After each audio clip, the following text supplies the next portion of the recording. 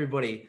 Welcome to the 1% podcast. And we have a man that's on that's definitely changed my life. So, Kyran, please introduce yourself. Who are you? What do you do? And we'll jump into this. Yeah, sure. So I'm Kyran. I'm a men's performance coach and founder of Total Mental Performance. So what we do is really simple. We help high performers feel less like shit, give them an emotional resilience playbook to work through tough emotions, and we help them hit peak performance. And all of that is around managing negative emotion, smashing through limiting self-beliefs, and also peak performance. So looking at how can we optimize the way that we think in order to optimize our behaviors and ultimately get shit done. Yeah, and I think, do you know what the nice thing is? Because obviously when I was quite vocal about I'm actually seeing you, things like that. And I think a lot of the time what people get confused of, I'm like, you're not a counselor, if that makes sense. Because I think people like, I need to speak to someone like counseling, right? So the big defining factor with you is that actually it's kind of like you said before, you sit in the middle, don't you? Between kind of like, you're not that life coach. It's like, yeah, you can achieve anything. I'm like, right, let's just think smart. Like, come on, guys, sort of thing. But you're also not that thinking like doom and gloom. So you do sit right in the middle, don't you, sort of thing? That's right. So there's essentially two halves to what I do. So if you look at TMP, we've got a line underneath our logo, and half of it is red, half of it's blue. And the red part is very much protection state. So I actually am a qualified NLP practitioner and a cognitive hypnotherapist. So on the therapy side of things, there is a little bit going on there, but you kind of get two types of coaches or two types of therapists. One are very much problem focused. Everything sucks. Focus on the problem, just talk about what's going wrong, and we really need to double down on that. But they don't really focus on, okay, well, if you didn't feel bad, what would good look like? And then you've got the other half, which is like the life coach or the solution focused positive therapy guys. And they're just like, everything's amazing, positive affirmations, everything's going to be great. Don't worry. Anything that's bad, you just kind of need to forget about it because everything's awesome. So I kind of sit in the middle insofar as when I have someone come to me, I have to understand, okay, is there any negative emotions getting in the way? For example, it might be anxiety, it might be stress, it might be insecurity, it might be guilt, shame, anger, sadness, whatever. If any of that's there, then we put on that more of the, it's not counseling as such, but more of the therapy hat. So, okay, what can we unlock? What is the self-limiting belief? What is the memory that's causing this? And just bring down that emotional load. Because once you take that away, then it becomes a lot easier to deal with, whether it's just general productivity, dealing with other people, having that confidence, that calmness, that clarity to go out and do what you like. Sometimes I get somebody come in and it's literally just peak performance stuff. They've already done that emotional work. They've already cracked through all of that. They've either worked through it themselves or with a therapist or with a coach. And for them, that's where we look at the blue half, which is very much about thriving and peak performance. And that is really just getting them in touch more with flow state, peak state, lifestyle design. How can we set their life up so they're experiencing as much joy, confidence, clarity, and essentially just cutting out all of the noise. And for those guys, it tends to be the 1 to 2% changes. If you look at that, if we think of this as a continuum, the further down the red scale, the bigger the change you can make very, very, very fast. And it's the same with anything. You go into training, you start if you've never been to the gym before, you get insta gains. And then you start getting a pump for the first time. You're like, wow, I feel amazing. This is great. This is going to be non-stop. But as you start going further along down the journey, instead of it being that 20%, it comes down to that 18%, 15%, 10%, 8, 6, 2, 1% gains. That makes sense. So I actually use the analogy of training in the gym and training your mind. They're actually very, very, very similar. And it's often the one place that is most overlooked. No, hugely. And it's the nice, that's literally kind of like the main reason that I actually, obviously I know a bunch of people that were working with you before and things like that. And even talking to you, that it was very much performance based. And that was the nice thing about it, is that actually, like, I wouldn't say I was broken, but actually I'm like, I just want to function better and be better in myself. So what's kind of like, I guess maybe like, because how long's TMP been going for now? So we come up to our first birthday now in terms of TMP in the company format. In terms of my coaching, we're doing it for 2.5 years.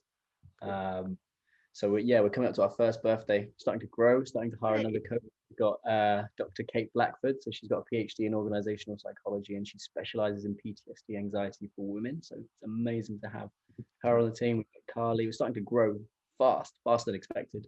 Yeah. So yeah. Mate, happy birthday, number one. But what do you think's obviously over this, let's say this year, what do you think's the most common thing that's popping up in clients, or what you're maybe seeing in day-to-day life? What's the biggest struggle do you think that people are facing on a day-to-day basis? Yeah, for sure. So I think at the moment there is a lot of anxiety going on, a lot.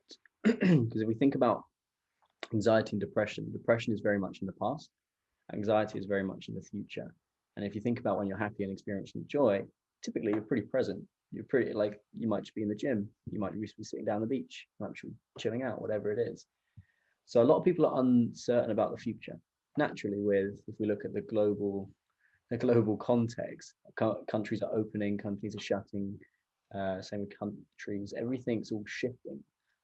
People are now reintegrating back into society, back in the UK. So that's a big change. And oh my God, everyone looks different. Some people physically look a little bit different, so they feel a little bit insecure. Some people just haven't socialized and they're like, oh my God, what do we do? Introverts have actually loved the lockdown. They've been like, great, I don't have to speak to anyone. I can kind of just stay in my little box, jump on Zoom for a little bit, and out I go. Whereas they're now being pushed out of that and having to go and meet people again. Yeah. So there's a lot of anxiety going on at the moment. And I think that's mainly dealing with change, because we're not built for change, really. If we think about our hardware, our bodies, and our software, this has taken, depending on who you believe, some people think it's a couple of million years, some people think it's a few 100,000 years, however you spin it. Our environments have changed. The ways of life have changed more in the last year, 2 years, 5 years, 10 years. They keep going through this evolution. So we're not built for that. We're built for staying in a little tribe, and don't eat those berries that you've never eaten before because they might be poisonous, and don't go out to that part of the jungle unless you've got a big group with you, just in case. You just don't know what's in there yet. We're built for that sameness. So when all of this change comes in, our bodies and our minds are running on really old hardware and software. So we get all of this change and we're like, we're not fighting saber-toothed tigers anymore. Maybe we're going to a new job, or maybe there's a business decision that we need to make, or even just going down the pub for the first time in however many months. That is all change. So our bodies and our minds respond like that. And like, oh my God, change. And it's natural and it's okay to feel that. But most people feel like everybody else don't have these feelings, and they're the only ones that experience this. They also feel like they shouldn't have them, or they also often feel ashamed, or they build themselves up, or the almost loop is people get anxious about being anxious. They're like, well, am I anxious or not? Oh, now I am anxious, but I don't know whether it's anxiety because of this or whether I'm just anxious about being anxious. And it kind of goes round and round and round and round. Yeah. So that's the thing I've been struggling with. Not struggling with, that's the thing I've been dealing with the most. I'm seeing a lot in clients. A lot of phobias have come up because of this COVID thing. A lot of people are worried about, yeah, like touching things. I'm like, oh God, what if I go on the tube and I get it? You know, like that's been a thing that's been coming up a lot. And really, my job is to put boxes around this stuff, because people say, oh, I'm anxious all the time. So, really? Are you anxious when you're, I don't know, when you're playing with your kids? No, obviously not. Okay, so you're not anxious all the time. They're like, okay, maybe I'm not. And then you kind of like just chunk it down as, okay, well, when does it come up? And where do you feel this feeling? Where do you experience your anxiety or whatever? And just by putting boxes around it and making someone aware of it, that's half the battle. Because they're like, oh, okay, it's normal to feel these feelings. And actually, it's okay to feel like this. And it's not just me that feels like this. Wow, okay. So that takes the pressure down. And then we understand, okay, well, where does that feeling come from when we were younger? Because often these root cause emotions come back to moments when we were young. And even you experienced in your coaching, there was a particular moment that triggered a lot of anxiety. So going back to that and understanding, okay, well, what's the lesson that inner you needs to learn from when you were younger in order to let go of that? Yeah. And it's a rabbit hole, and your mind just gets blown. You're like, oh my God, okay, well, what about this? And what about this? And what does it mean? And ultimately, by just bringing down that negative emotion, we're not trying to delete it because it's useful. We want to keep it, because if you should be nervous about something, then if you walk in there with your eyes not completely open, you're going to come unstuck. So it's not about denying these emotions. It's not about getting rid of them. It's about understanding them and then being able to manage them so it doesn't impact yourself as a person, impact what it is. Often ambitious humans are trying to do big stuff. So you're going to feel the same emotions, just in different contexts. So it's okay. But when that an anxiety feeling comes up, what's my playbook? How do I run with that? How do I deal with that? Same with guilt, same with shame, same with anger. So many different things that get in our own way. Once we start to shift them and manage them better, and I've seen people double their business in literally in the space of 3 months, just because they've been able to manage their emotions better. Self-limiting beliefs: I'm not good enough, I can't do this, I'm not worthy. You start shifting that, everybody's behaviors change, and then their capabilities change, and everything starts to shift. But often it just starts with why am I feeling like this, or why is this popping up, or what is this mental block all about? I think that was the nicest thing that I loved about you as well, is because I think when a lot of people know that I'm not going to say they're not kind of like, they're like, they're broken sort of thing. They know something's wrong. They know they need help sort of thing. And I think everyone assumes there's a fix. Like, I can fix this. And the nicest thing that I loved about you is that actually we're not trying to fix it, because it's actually going to be with you all the time. Like, you're going to have anxiety at times. That's absolutely normal. So it's like giving you the tools in order to actually, like, right, you can see it coming and now we can push it away sort of thing. And that's what I really liked. It was that, like, I think we can just use me as a case study, to be honest. So it's like, I came to you. I think the nicest thing was, when I did that initial questionnaire, it was like the biggest thing that hit me was like, how much do you like yourself or love yourself? And I remember putting, like, you have that moment I put 6 out of 10. And when you like put that and you're like, fuck, is that it? Like, do I think that little of myself? And do you know what the best thing is? I was like, fuck, I do. I generally do. And that was that moment. I was like, that's really sad. And then it was like, over this time period, it was like, we didn't do anything mind blowing, but it was just becoming more self-aware and looking at those triggers, wasn't it? Sort of thing. So my thing with coming to you was like, it was mostly down to the root of my anxiety. And I think a lot of it was probably self-pressure and overwhelm. What was kind of like, what did you think coaching me in that sense? What did you think was that, like, don't even know, what was the big blocker for me? Well, I think you'd identified, okay, I'm feeling this anxious feeling. What's that about? And often that's just the crumb that takes you down the path. You kind of get that, oh, okay, yeah, this feeling does bother me quite a lot. Oh, okay. And it starts to build a little bit. And you, as you mentioned, it's been getting slightly worse, slightly worse, slightly worse, slightly worse. And then you go through the questionnaire and you start asking these questions, and they're hard questions. And then you're like, okay, yeah, well, what's this about? And you kind of, my job is to pace you through these, because if I said to you, hey, dude, guess what? I can tell you're anxious and you don't like yourself. You, particularly as men, will probably go, fuck you, dude. No, that's not true. Or, okay, I'm a bit anxious, but I love myself. What are you talking about? So you kind of have to guide someone through that. And I've also made it very clear to you that I'm not here to fix you, because you're not broken. All I'm doing is I'm helping you. I'm the tour guide to your own mind to help you rewire your own brain. And I think that takes the pressure off a little bit,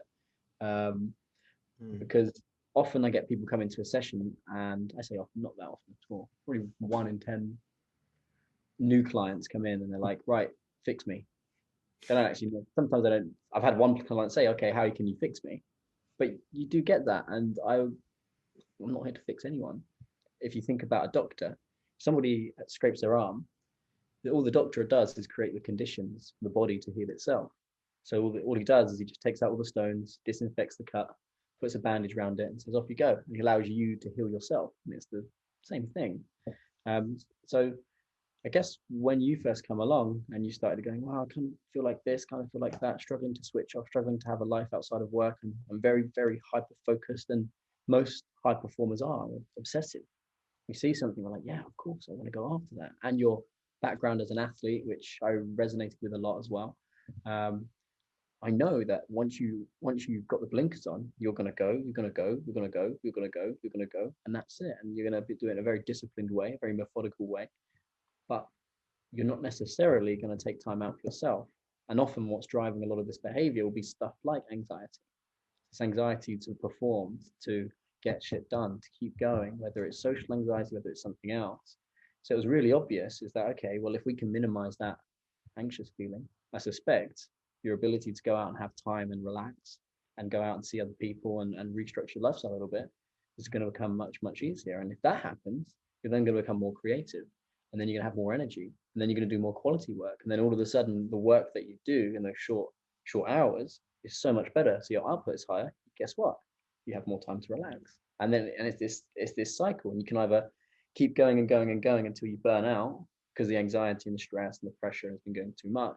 We go the other way and you let go of that emotion, or if at very least be able to control it. Then it starts to go the other spiral effect of, okay, I'm more calm, I have more clarity, I'm more relaxed, which means I can be more creative, which means that my quality of work is going up, and it just goes from there. So for me, when working with you, it was really obvious. It was, okay, this anxiety thing is clearly getting in the way. Not in terms of your output, because your output was high, but it was getting in the way of you being able to relax and you being able to have fun outside of work. So by shifting that, you tell me, what have the outputs been since then? Those so I think the nice thing about it is that actually, like, I haven't said I've had anxiety since I've seen you. I've potentially, it's situations will come up where it's like, oh, I can feel that when you told me to explain your anxiety, where does it sit? Where does it feel? What does it look like? What color, what shape, and all that sort of stuff. I started to picture that when it started to come. So I was like, oh, okay, cool. So it's coming. Whatever it is, it's coming. And then you gave me the tools to be like, cool, push it away. So yeah, potentially I did have kind of like little flutters of it, but then I had the skills to just kind of drive it away. And all it came down to was, we know everything. We know exactly the problem. We just need to be asked the right questions. So even now, sometimes I'm like, I can hear your voice. Like, the biggest thing for me was they're doing that one meditation session as well. That was crazy, because it was like, what, 45 minutes, just pure closing your eyes, that timeline and backtracking sort of thing. And sometimes it felt like trick questions almost. And it was like, are you sure that's where it was? And you're like, oh, was it? And then you're like, yeah, that is. But it's just being like, ask the right questions every time. So the root of my anxiety was, I remember like that crossroads in London, everything like that. I could feel it, even like just sitting there with my eyes closed, I could feel it build and things like that. So kind of going back to it, it was like, no, I don't think I've had kind of like anxiety potentially since seeing you. No, not at all. It's just been, now I have the skills now to be like, just drive it away. A bit like anything. If someone wants to drop body fat, we don't do anything crazy. Like, we just produce a calorie deficit and we use intermittent fasting. We use all these different tools to be like, in a way to get there. And that's pretty much all you've done as well. That's literally it. Well, that's it. And if you think about that timeline session for a minute, it's such a fascinating way of doing change, because a lot of counseling, you'll talk about these moments. They'll be like, yeah, well, and how did that make you feel? And, oh, it made me feel like this. And okay, great. And then it kind of, for some people, it's really good because they need to go at a very slow pace. They need to take months, maybe even years of just slowly working through that.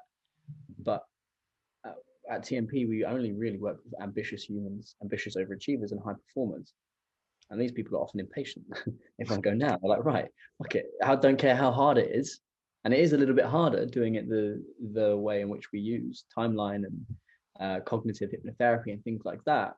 But it allows you to, your subconscious, we essentially give it a roadmap for it to go back to the place where it knows the anxiety comes from. And then by going back there and having that conversation with your younger self and basically passing on the learnings you know not to be true now back internally, we think about the subconscious mind as the software, and that memory is a line of code or it's a file. You can go back to that memory and update it. So then when all the stimulus comes in, when it's running that line of code, instead of it saying feel anxious in these scenarios, it's, oh, it's okay, no, we don't need to feel anxious. And then it starts running different lines of code. And we identified with you your solution state. And it was understanding, okay, well, what do you want to feel instead? Is it calm? Is it confident? Is it clarity? Whatever it was. And by understanding that, you can then run that line of code instead. Yeah, no, that's it. And then also, I think, obviously, the world we live in now, it's very easy. I like, what is it? People call it imposter syndrome and stuff like that. Like, I love how it's like a syndrome now. Like, it's a diagnosed problem. Like, everything's a syndrome. Yeah, that's it. So, and I think that's what probably a lot of people face, even without realizing. like because we're absorbing all this information and we think we should be achieving X, Y, and Z sort of thing, but why aren't we sort of thing? So it's I think the nicest thing as well is being, because we did touch on that quite a lot, because obviously coming yourself as literally like a pro boxer, myself from a sporting background, it's like you're always comparing yourself to what you were. And this could be like to anyone. If you were in shape 6 months ago, I was healthier, but lockdown made me gain weight, whatever it was, you compare yourself to them. And it's a massive thing. Even people going back into the gyms now, like, oh, I'm so much weaker and things like that. What would you kind of, in a sense, how would you, if someone came to you with kind of that imposter syndrome, what would be your first approach or first couple of questions to someone? Yeah, for sure. So imposter syndrome is a bit of a wider issue, so to speak, insofar as everybody will have different reasons as to why they feel like an imposter. But the root cause is quite interesting because it generally comes back to the same thing, and this is the common human neurosis. And anyone that denies that they've never ever felt like anyone that says they have never felt like this is denying it. But the common human neurosis is, or maybe they're just not conscious of it, is we're all afraid of not being good enough, and we're all afraid of not being lovable. They're the two things really that everybody's afraid of. So we think about imposter syndrome, really what's being driven there is obviously the fear of not being good enough, the fear of shouldn't be here, or I got lucky, or even when you achieve, it's like, yeah, but I got lucky. You probably had events, or I definitely did.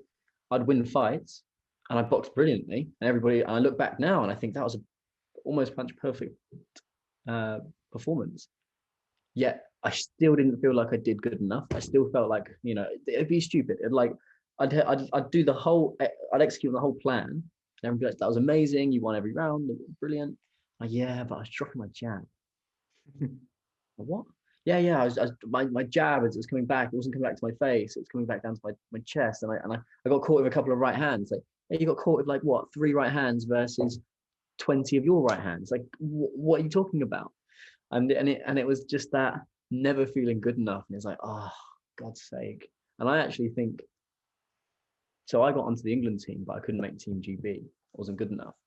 But I do think my biggest blocker was mindset. I think if I had the mindset I had today, which is I have nothing to lose, everything's a learning experience.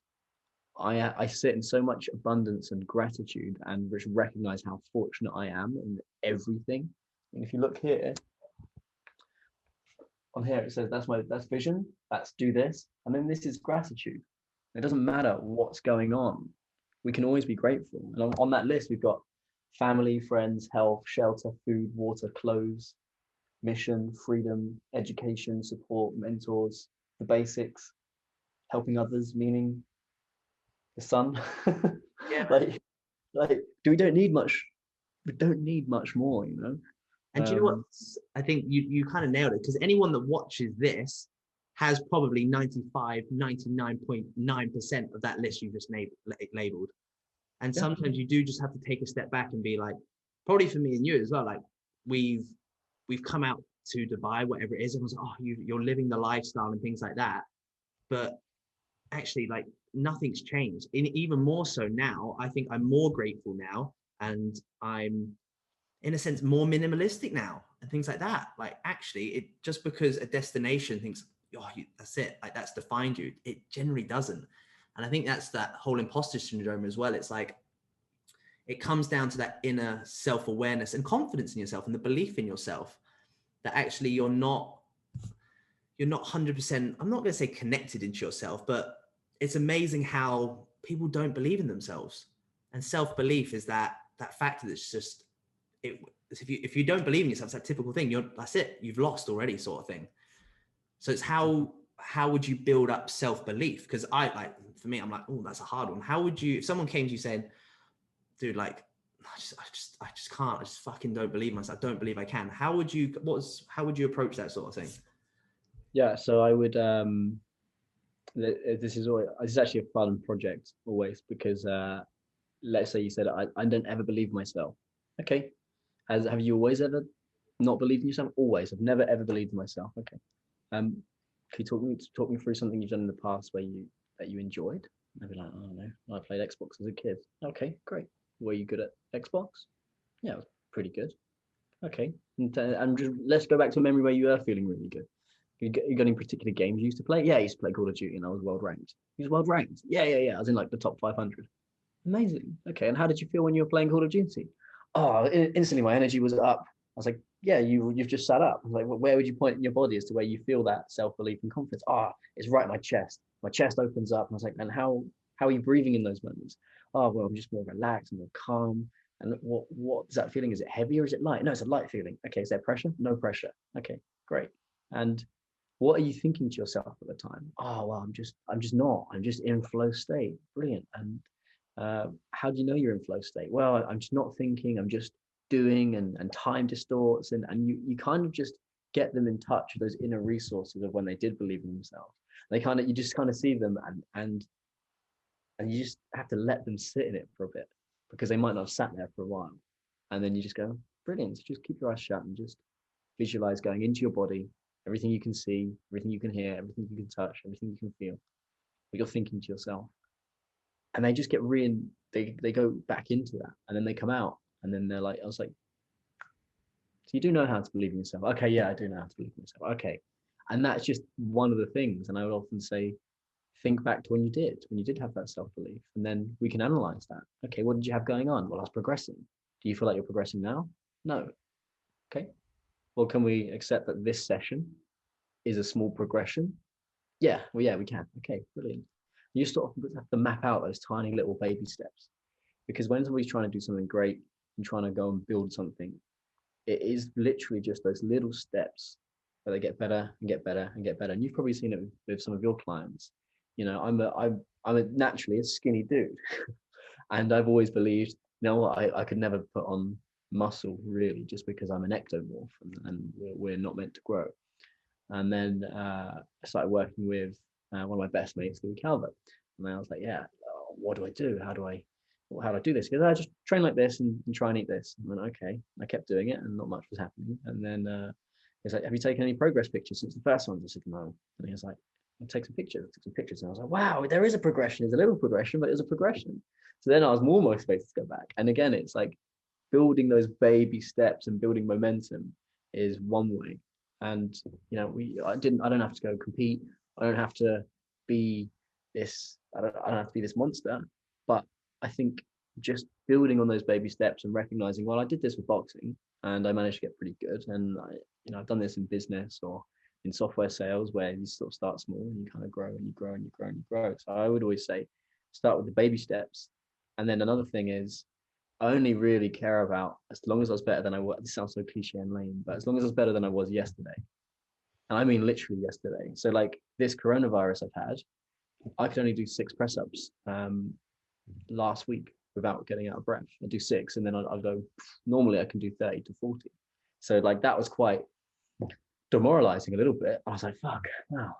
But then I went, great. It's an opportunity for me to kind of build up again, and I can go through that progress, and I can actually just look at the growth day to day. So then the next day I did 7, and then I did 8, and then I did 10, and I did 12, and now I can do 15. And it's like falling in love with the progression, even though I'm no way near where I used to be. If you look at my cardiovascular fitness when I was boxing, I do like 2 rounds on a bag, 3 minutes, and I am exhausted. I just don't have the same snap. That's fine, because the day before, Kyran, not 5 years ago when I was training full time, but Kyran yesterday, did I hit a little bit harder? Was a little bit faster, and did I get more done? Yeah, okay, you can deal with that, and you just need to start kind of shut out all of the noise and all of the context and all of the, oh yeah, but I used to be able to deadlift this much, or I used to diet like this, and I don't diet like that anymore. It's fine. You're not that person right now. You've evolved into something different, and if you don't like what you've evolved into, then you have to make the conscious choice to go, okay, well, I'm only competing with myself from yesterday. You just start really, really small. So that's what I would say. It's just tiny, tiny, tiny steps. And as somebody starts to achieve one little thing, then they start to achieve something slightly bigger, then they go slightly bigger, and then their confidence starts to grow. And next thing you know, they're like, oh God, I didn't even know I could feel like this. I haven't felt like this since I used to play Xbox when I was a kid. So, there you go. Yeah, there you go. And mate, that's literally it. That's why we call it the 1% podcast. It is that 1% every day. And I think that's the hardest thing to, probably for yourself as well, it's the hardest thing to almost get people to comprehend. I'm like, I'll have a client turn around to be like, I struggled with this, this, and this. But I'm like, you're only focusing on those negatives, but I've seen 6 positives in this week. So it's like, if you, like you say, you can relate it to training. So it's like, if you did 100 kilos for 10 reps sort of thing, and you stayed with 100 kilos, but you improved and you did 11 reps the next week. I'm like, that's literally, that's all that matters. I'm like, you are getting strong, you are building muscle, you are dropping body fat, whatever that is. And I think it's a very hard thing for people to understand. It is that 1% every day. Very probably myself and you included. Sometimes you're like, right, I just want to go from, I want to scale 10% in a day. You're like, yeah, but if you did that, you would explode. Like if someone said, if a business grew 10% in a day, they wouldn't be able to handle it because they're not ready to handle it. So that's why it is about all those small gradual markers. And it's a very, how would you kind of get someone to think, because I struggle with this sometimes with clients, and like the small wins, how do you keep people ticking over, running with that momentum? Oh, really simple. At the end of every day, get them to write down 3 gifts of every day. I think you started doing that, right? So it's like, what 3 little moments happened? Maybe you had a phone call with your mum because you hadn't spoken to her in a while. That's a gift. Fuck yeah! How lovely is that? How amazing. Maybe you have an amazing sandwich. I'm like, wow, this is so over here. Obviously, bacon's really hard to come by, and when you do come across bacon, it's like £7 a packet. And I like the old school British bacon, so I go to Waitrose and I get the proper back bacon, right? And that's a that's a luxury because there's not a lot of it about. So I'll have that, and then I'll write that at the end of the day. You know what? I had a bacon baguette, and I had the perfect amount of butter and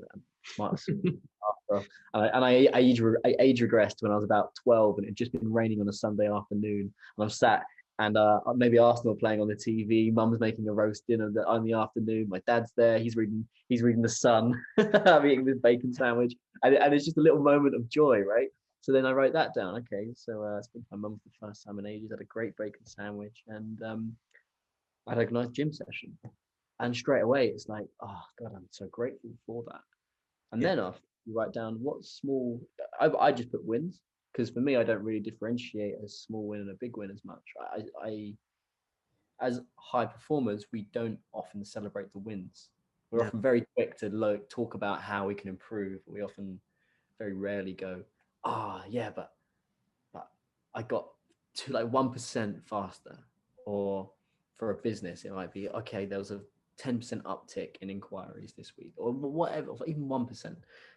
And we often get so focused on what we don't want, we often forget on how we are doing well. So the second thing to write down is, what win did you have that day? And they can be as tiny as, I smashed a client program today. And it could be, I don't know, I went training when I didn't feel like I wanted to train. That's a win. You celebrate that. And then you have something called the reticular activating system in the brain. And think about whenever you go to buy a car, for example, or anything that you've got your eye on, maybe an iPhone or what.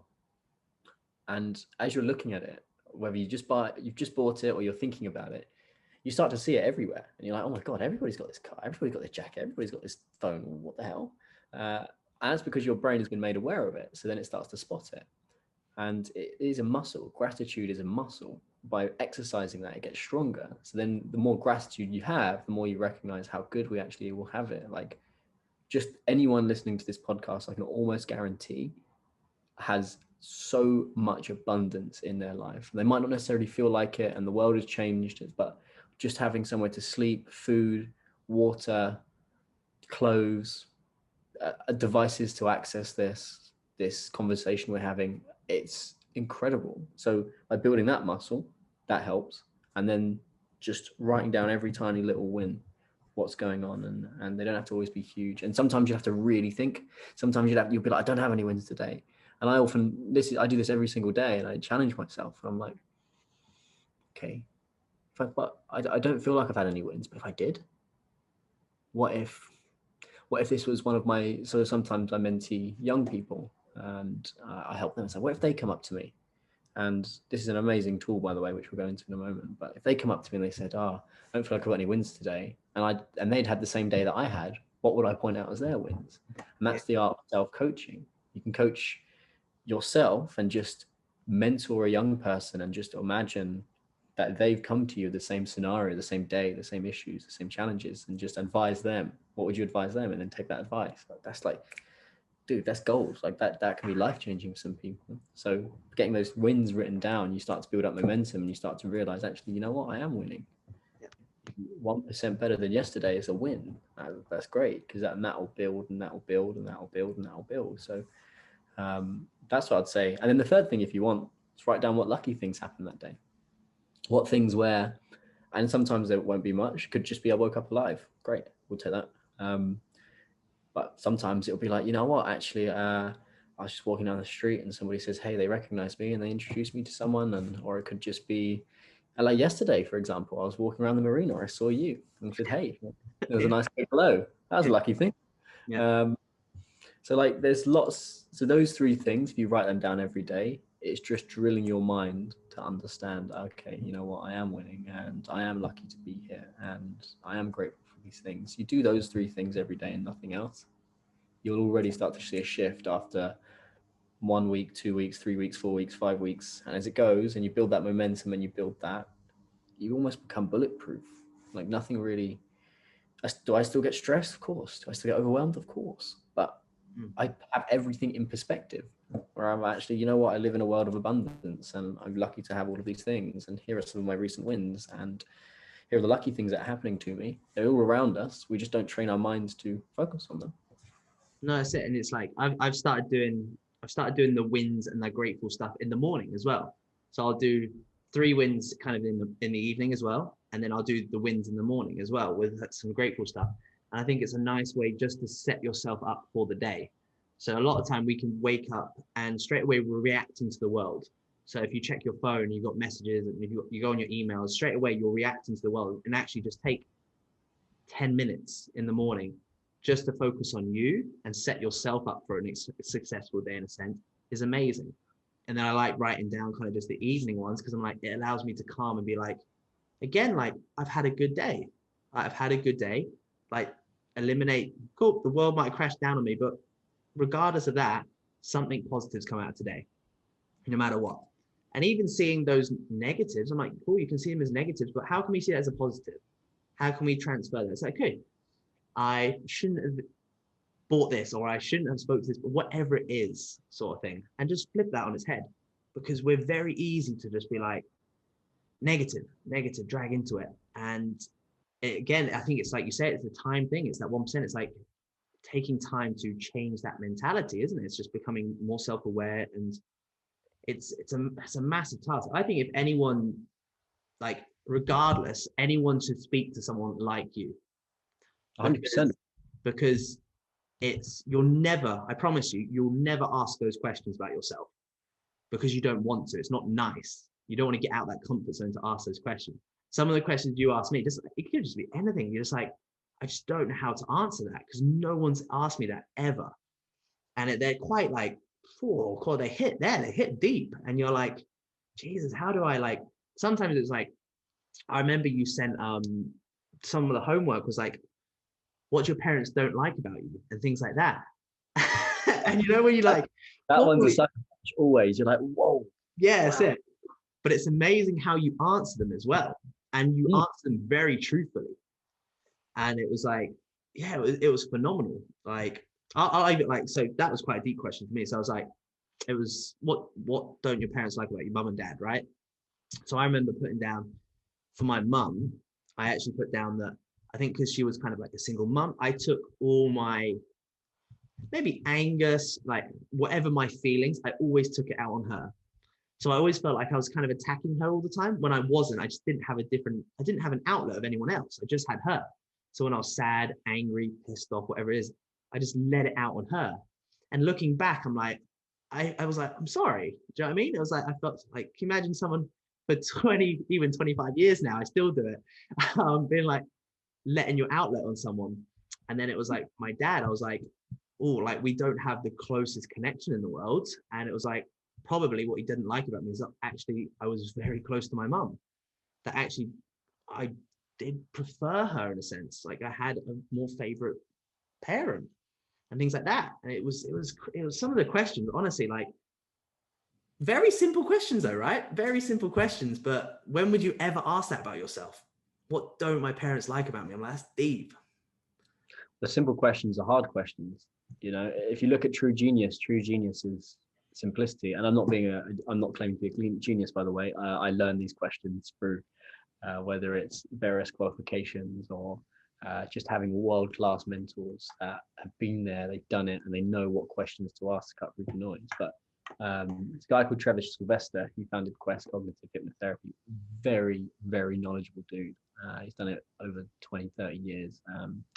He wrote a book called The Question is the Answer.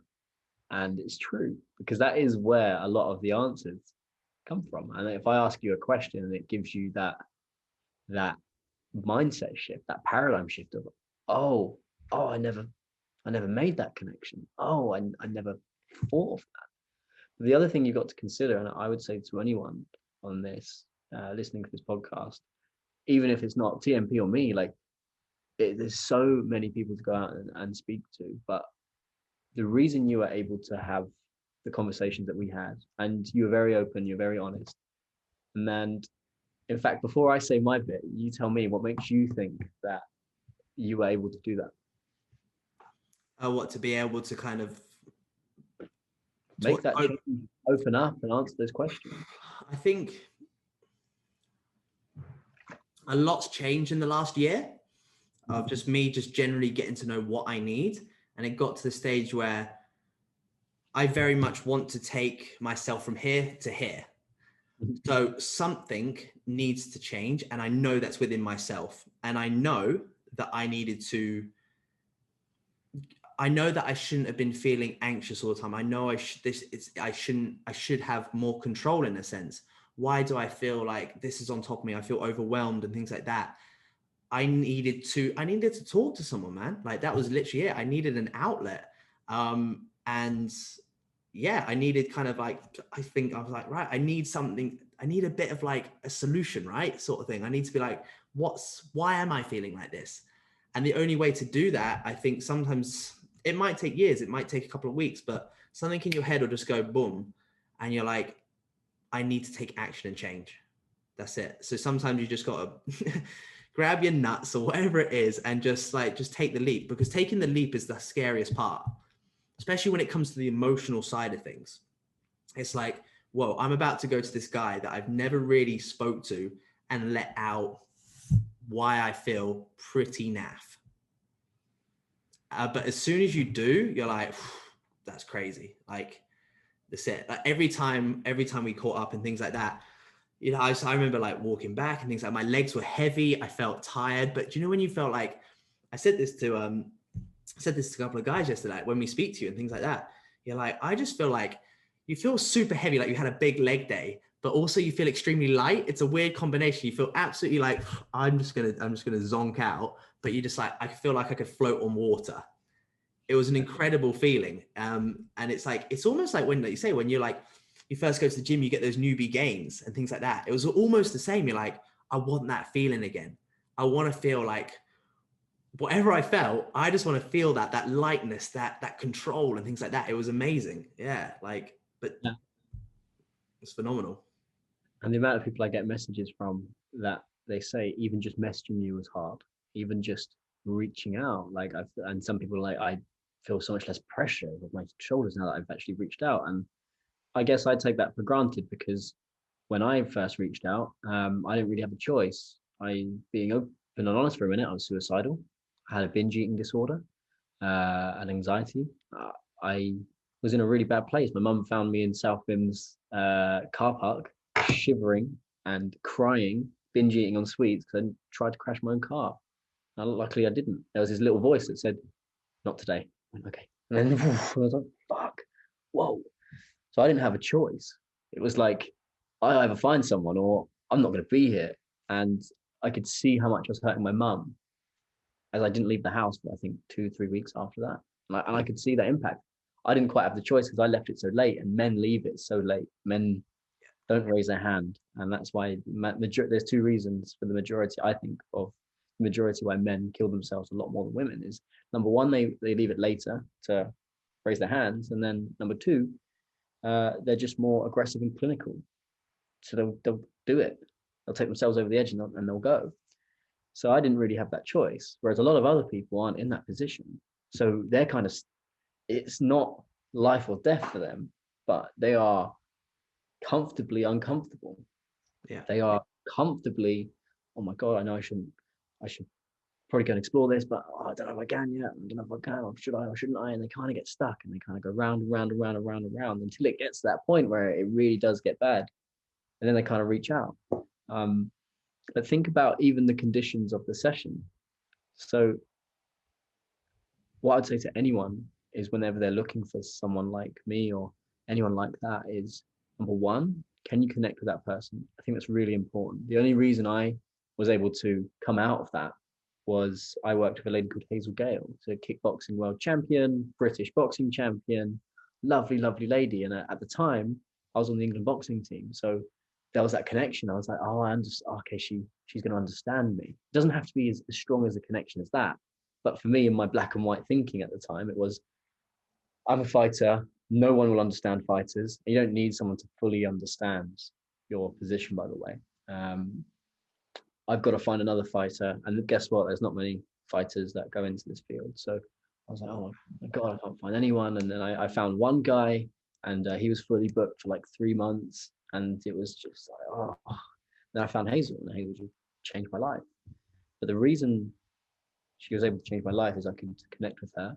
I felt safe, and you probably felt safe. There's no judgment. The conditions that we're creating in those environments are, you can say anything, and this is safe, and this is confidential. No one else is going to know about anything that we speak about, and this is just for you. So whenever somebody's looking for a therapist, a mental performance coach, or any type of coach, really, you got to find somebody that you feel like you can connect with, that understands you, that you feel safe with, that you can trust. And you also have to believe in them, because sometimes we don't believe in ourselves. But if you can believe in, you go, you know what, I don't quite believe in myself, but I believe that this person can help me. That's enough. And if you speak to someone and you don't have that trust, or you don't get that feeling of, oh no, this person's doing what he's doing or what she's doing for the right reasons, then you got to keep searching. And as painful as that is, particularly if you're in that comfortably uncomfortable position, you've got to ask the right questions. You're going to go, okay, well, how do you work, and what is your philosophy around this sort of work, and why do you do what you do, and what is your story? You just kind of, you just interview them a little bit. And once you kind of start to understand, I mean, with you, you'd probably heard me speaking. You probably heard some mutual friends that we've got also had worked with me. So you come into those sessions having seen the results, going, you know what, I know he can do it. He's done it for people I know. I've listened to him speak, and actually I resonate with his message. So for you, it's so easy to sit down in the chair. And I find that a lot of my success comes down to people hear about me, they hear about my reputation. So when they come in to come work with me, they already have an expectation that it's going to work. And why do they do that? Through connection.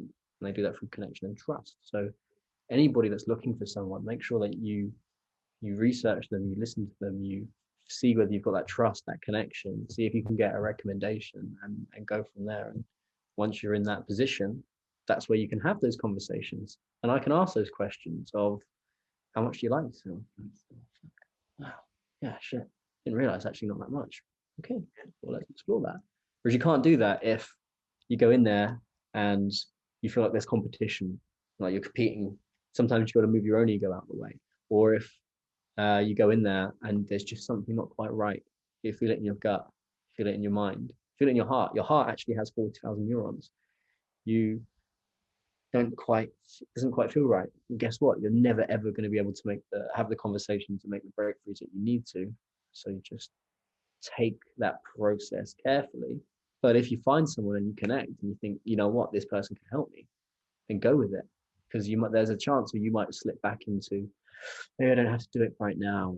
Maybe I can put this off for another 6 months or a year, or maybe I'll come back to it. If you see that opportunity and you're in a position where actually I can do this and I connect with this person, then just get started. Because once you get started, that's it. It's like a plane taking off. But getting the plane to take off, you've got to build the plane, you've got to fuel it, you've got to make sure all the aisles are all hoovered and everyone's sat down, they've got their seatbelts on. But if you're in that position, don't wait. Just go. Yeah. No, that's it. And I think the connection thing's massive, isn't it? Like that's the same thing. Like you'll probably do the same. Like you're not going to work with anyone that you can't connect with, because you're potentially not going to be able to help them. If there's that barrier and there's things like, number one, you're going to waste your money working with me because you're going to try and fight me the whole time, and there's no point. And I think that was the nicest thing that I liked about you. It's like that straight away we had a connection from sport and things like that. And even then, it's like you've been in the trenches as well.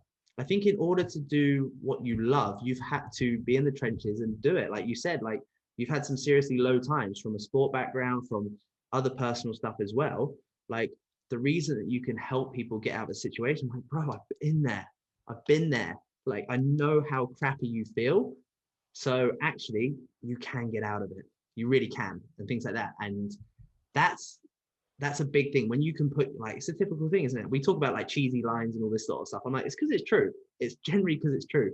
It's like when you can put yourself in someone else's shoes, and like you can feel the ground, you can feel that heartbeat that they've had and things like that. Like that's a serious connection, massively. And yeah, it's a crazy connection, unbelievable connection. Without a doubt. And you buy into that mission.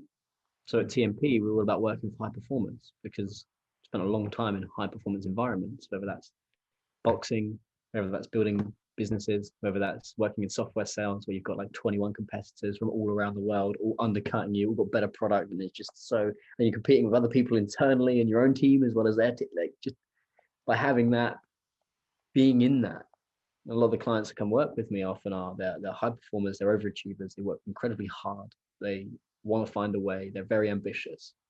So when they come in and they're like, oh, X, Y, and Z, I generally have an idea and a feel as to, I won't know the memory that it comes from.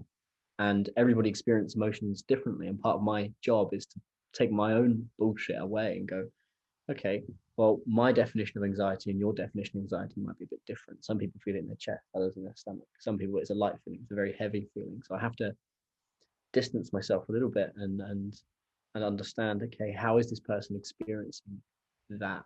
But just half of it, of knowing, okay, they're probably working 80 to 100-hour work weeks, and they probably aren't eating properly, and they're probably not training properly, or they are just going and going and going and going and going, and they're a fear of failure, or a fear of not being good enough, or maybe they're overcompensating for whatever reason.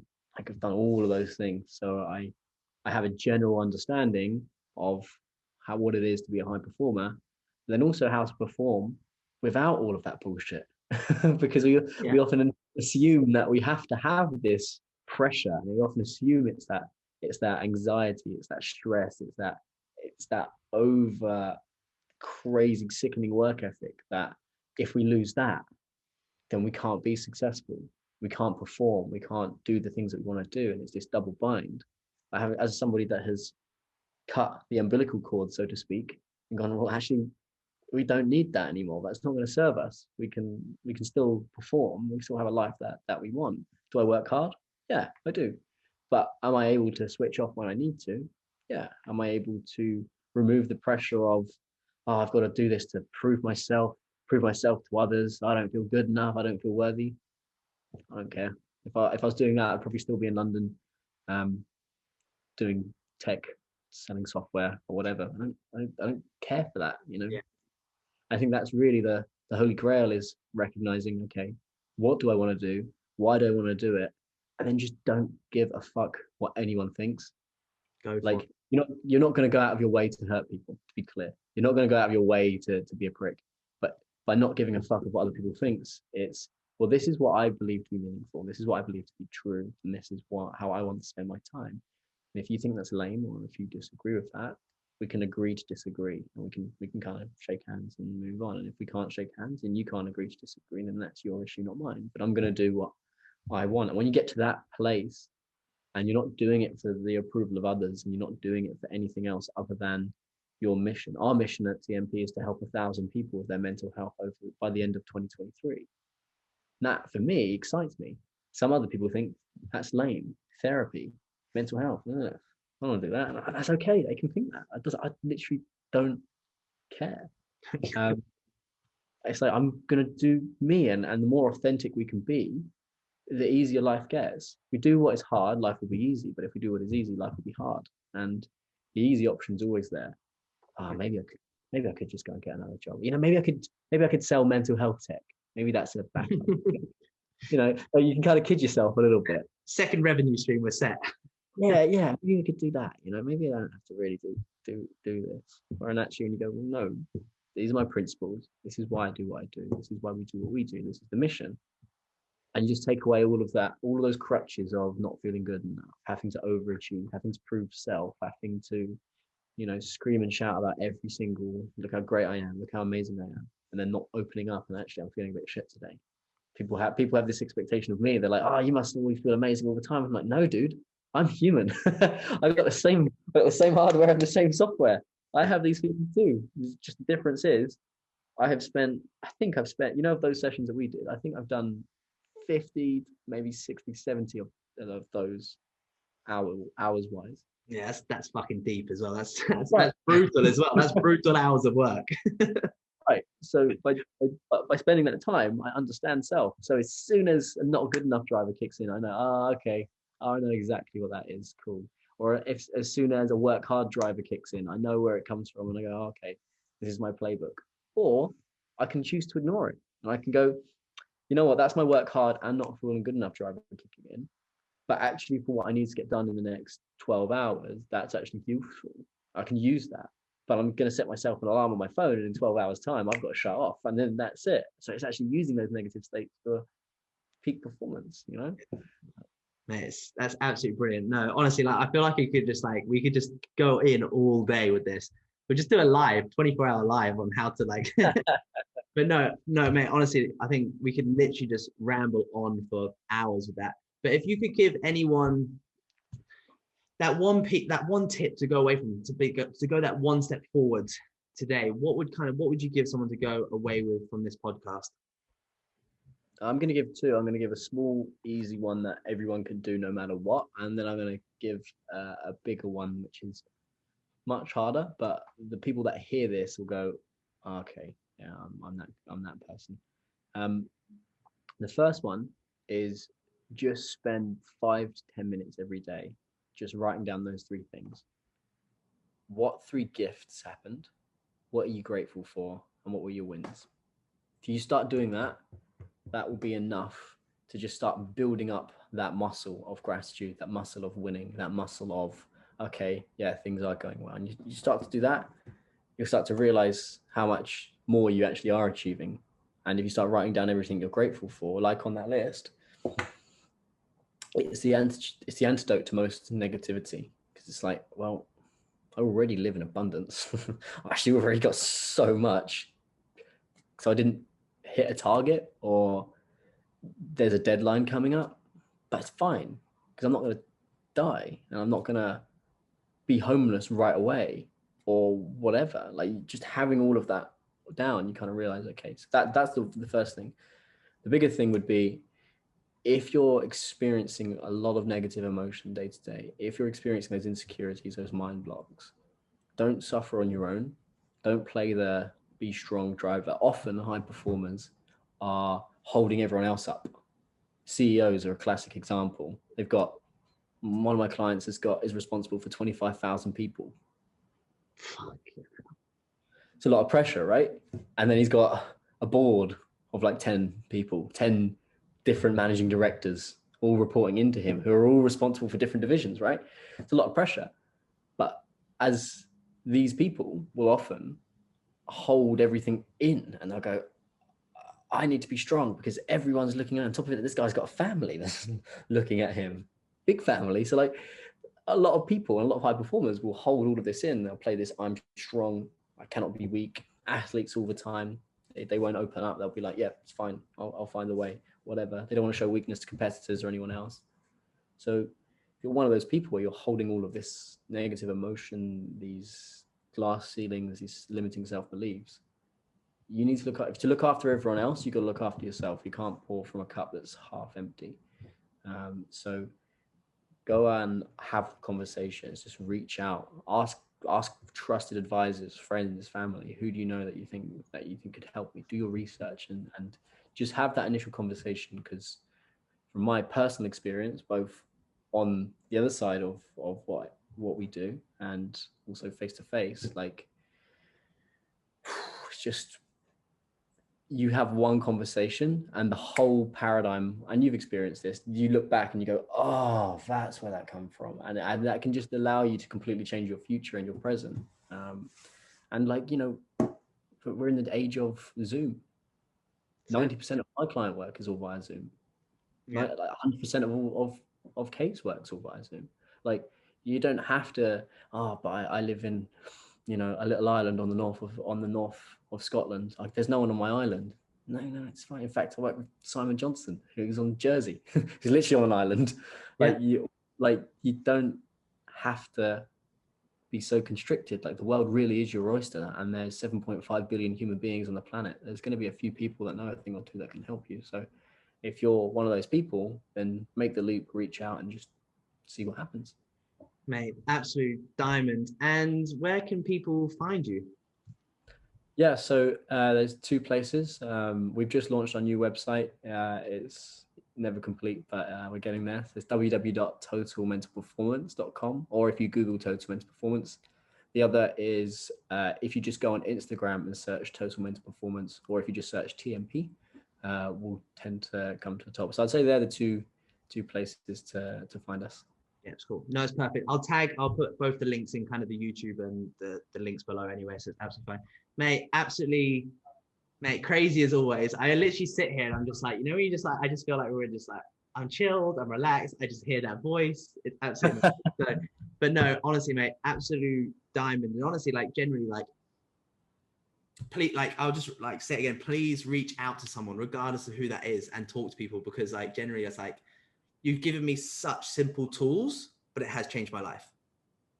It's as simple as, like I said, nothing fancy, nothing rocket science, simple questions, the right questions, and it was amazing. So I can't thank you enough, like, life-changing stuff. So absolutely amazing, buddy. So appreciate your time, man.